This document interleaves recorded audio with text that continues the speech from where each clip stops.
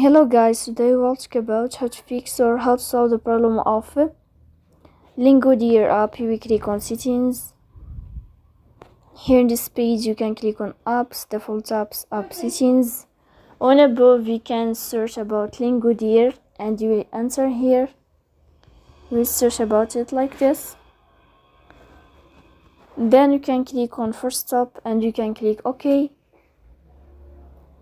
After that, you'll enter to the window of storage. Here you can click on clear cache. Don't click clear data because that can delete your account or can cause you errors in your app. Here you can turn off your Wi-Fi and you can turn on your Wi-Fi again to fix that problem. So please don't forget to support us by like and subscribe. See you next time in another video and thank you for your attention.